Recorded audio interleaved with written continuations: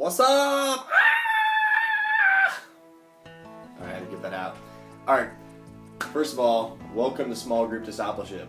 I'm super excited you're here tonight, and we're finishing up on a series of reaching our friends for Christ. So we're going to come full circle tonight, finish up that series. So the first thing we talked about a few weeks ago was prayer. We talked about how important it is to pray for our friends. So we talked about there's power when you pray. So remember when you're reaching out, always to pray, because it's not you that changes anybody, it's God. So we gotta plug into the power source. 2, we talked about being friendly. We talked about being nice to people, reaching out with an attitude of love. And the Bible says that we should love others just like Jesus loved us. So we have that calling just to love and to reach out, just as we love ourselves, we should love our neighbor. And tonight, we're talking about the last thing, inviting.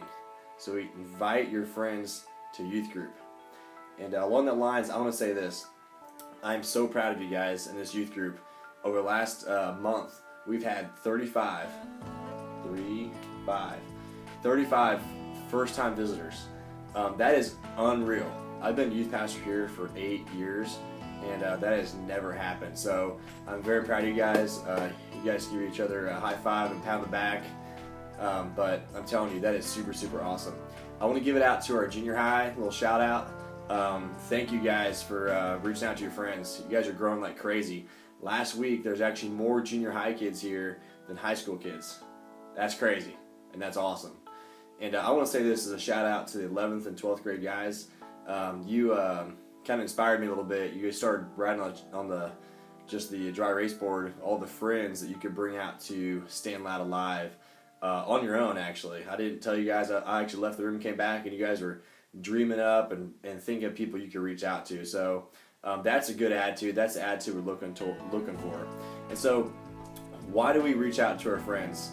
Why do we invite them? And I talk about inviting people, and you're talking about church. You're talking about just all the Jesus and religion, and kind of freaks you guys out a little bit. I know it freaks me out because, who wants to bring up Jesus and have all these problems arise and making these tension moments. But I'm going to tell you 2 verses that really stick out to me in my life that really pushed me to share Jesus. Yeah, the first verse is found in Romans chapter 1 and verse 16. It says this: "For I'm not ashamed of the gospel, for it's the power of God at work, saving everyone that believes." That's a crazy awesome verse because it's calling us out, saying, hey, don't be ashamed of Jesus. Jesus is the thing that people need. It's the power that brings them to salvation. And so I kind of find, man, I don't want to bring it up. I don't want to invite them out. I don't want to make this awkward. But what you got to learn is that it's going to be awkward and it's going to be weird. But you should do it because we shouldn't be ashamed of the gospel. I want you to imagine like going to school and show up to like a football game or like a basketball game, and all the athletes are ashamed to play. They just kind of hide in there. Oh, coach, I don't like being these shorts. Oh, the ball freaks me out. It would be so weird to watch, They can't be ashamed of their sport. We're not ashamed of your school. We shouldn't be ashamed about Jesus. I know it's completely awkward to bring it up, but when I get nervous, I'm like, man, I'm not ashamed of God. Man, I'm proud to be a Christian, and I believe the Word of God, and so it's that belief, So don't be ashamed. That's Romans 1:1-6. If you follow Lecrae, you know what I'm talking about.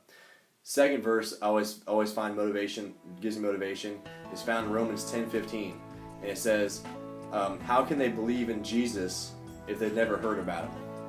So it's kind of a rhetorical question. How can they believe something they don't know about?